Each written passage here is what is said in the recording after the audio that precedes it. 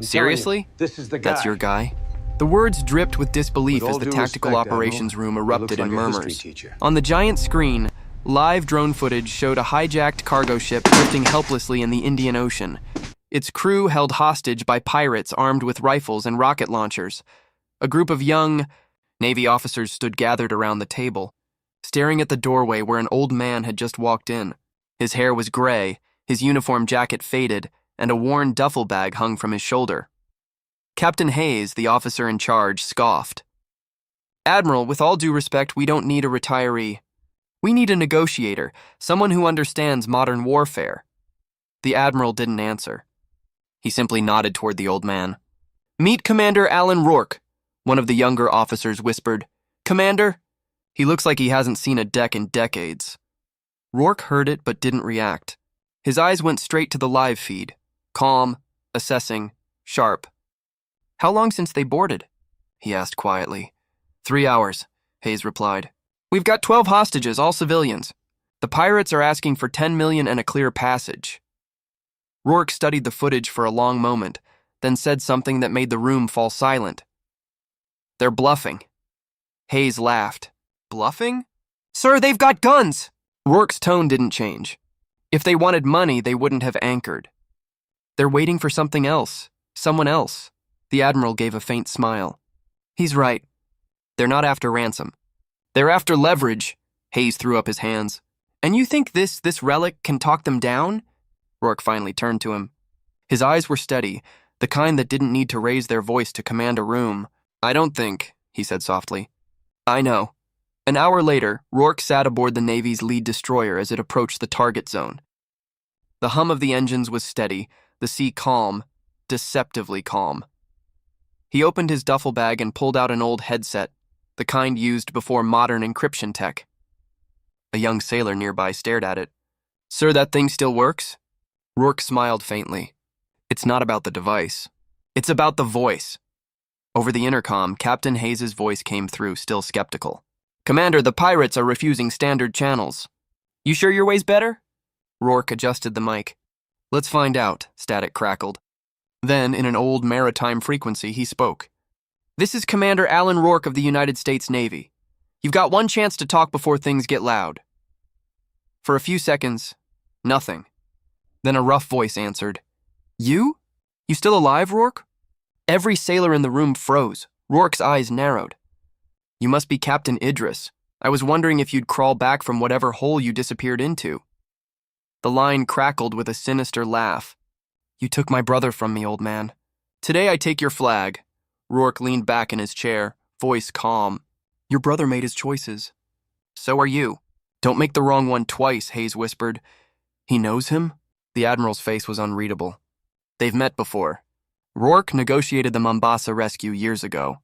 The pirates remember." For the next hour, the standoff held. The pirates kept the crew below deck while demanding the Navy retreat 10 miles out. Hayes muttered, "They're playing you, Commander." "We should send in a SEAL team," Rourke shook his head. "You storm that ship and 10 people die before the first foot hits the deck." He stared at the radar, watching the small dots. Navy drones circling, keeping distance. "They're nervous. Look how they keep shifting position. They know we're watching." Rourke grabbed the mic again. "Idris, you want this to end like your brother's fight?" Guns drawn, blood in the water, a pause. Then Idris's voice, colder now. "You took everything from me. You think I care how this ends?" Rourke leaned forward, eyes fixed. "You cared enough to answer me. That means you still remember what mercy sounds like." The Admiral shot Hayes a look that silenced him. "He's not negotiating with pirates," the Admiral murmured. "He's negotiating with ghosts." Rourke stood and walked toward the deck. The ocean wind hit his face like memory, salt, smoke, and steel. "Open Channel 2, he ordered. Private line. The private line connected. Idris's voice came through, quieter this time. "Why should I trust you, Rourke?" "Because no one else on this planet remembers your brother's last words." There was silence on the line. Then softly, "What did he say?" Rourke's voice dropped to almost a whisper. "He said your real name, Idris. He begged me to tell you to stop chasing ghosts."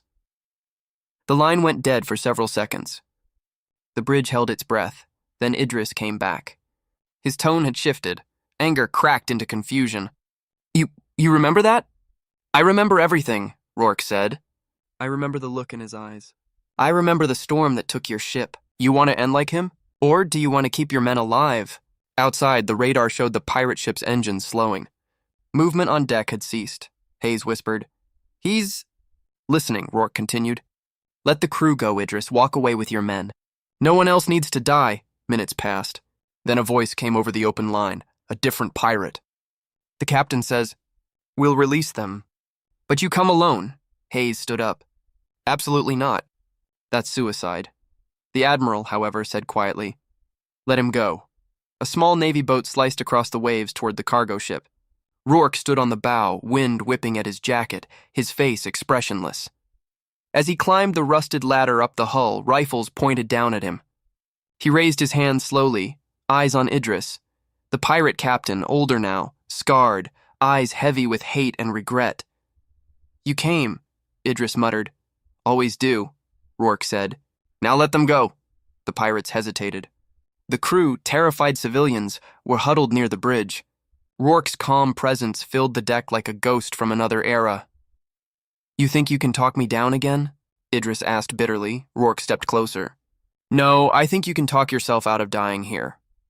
For a long, tense moment, no one moved. Then Idris lowered his gun. You always had a way with words, old man. The crew was released. The pirates disarmed themselves. Rourke turned toward the horizon, hearing the thrum of helicopter blades approaching, Navy backup arriving to secure the scene. Idris looked up and laughed softly. Still calling the admirals to clean up your mess, huh? Rourke smiled faintly. Some debts take time to repay. Back aboard the destroyer, silence filled the bridge. The crew stared at Rourke as if seeing him for the first time. Hayes approached, voice subdued. Sir, I didn't believe you could do it. I owe you an apology. Rourke looked at him with tired eyes. Don't apologize. Just remember, not every war is fought with bullets. The admiral walked over and clasped his shoulder. You saved lives today, Alan. Again. Rourke gave a faint, weary smile. It's never about saving lives, Admiral. It's about stopping men from losing themselves. As the destroyer turned toward the setting sun, Rourke stepped out onto the deck. The sea stretched endlessly ahead, vast, quiet, familiar. From the radio, a faint message crackled in from the cargo ship. It was Idris's voice. Rourke, we're done. No more. Rourke nodded to himself, whispering, Good. He watched the horizon until the light faded, the weight of years settling on his shoulders. The sea, it seemed, never forgot its old warriors, and neither did the men who once faced it.